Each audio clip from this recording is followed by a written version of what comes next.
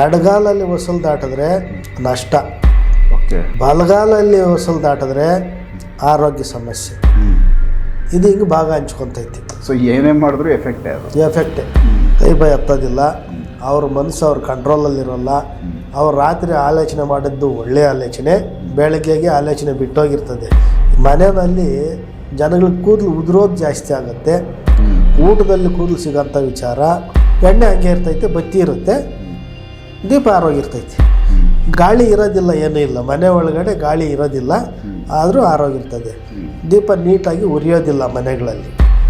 ಇವತ್ತು ಚೆನ್ನಾಗಿ ನಾದ ಬರ್ತಿದೆ, ನಾಳೆ ನೋಡಿ ಅದೇನೇ ಒಂದು ವಡ ಅಂತಿರ್ತೈತೆ, ಬಳೆ ಹೋಗಿರ್ತೈತೆ, ಅದು ಬಿಟ್ಕೊಂಡಿರ್ತೈತೆ. ಹಿಂಗೆ ಹೊಡೆದು ನೋಡ್ಕೋಬೇಕು ಅವಾಗ. ಓಟಿ ಬಳೆ ಕೈಯಲ್ಲಿ ಇಟ್ಕೋಬಾರ್ದು, ಇನ್ನೂ ಎಫೆಕ್ಟು. ಸೂರ್ಯ ಹುಟ್ಟೋ ಕಡೆ ದೇವ್ರ ಮನೆ ಮುಂದೇನು ಒಂದು ಪ್ಲೇಸು, ಅಡುಗೆ ಮನೆಯಲ್ಲಿ ಒಂದು ಪ್ಲೇಸು, ಮುಂಭಾಗದಲ್ಲಿ ಒಂದು ಪ್ಲೇಸ್ ಇರುತ್ತೆ. ಈ ನೆಗೆಟಿವ್ ಎನರ್ಜಿ ಸ್ಟೋರೇಜ್ ಆಗೋಂಥ ಜಾಗ.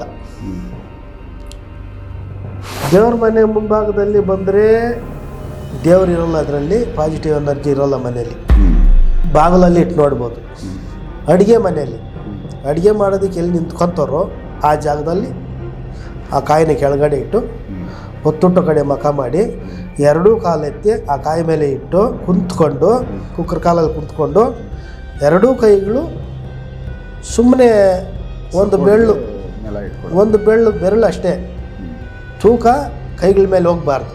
ಸಂಪೂರ್ಣ ತೂಕ ಕಾಲ ಮೇಲೆ ಬಿಡಬೇಕು. ಈ ಕೈಗಳ ಮೇಲೆ ಬಿಡಬಾರ್ದು ತೂಕ. ಕೈಗಳ ಮೇಲೆ ತೂಕ ಬಿಟ್ಟರೆ ಅದು ವೈಬ್ರೇಟು ಗೊತ್ತಾಗೋದಿಲ್ಲ.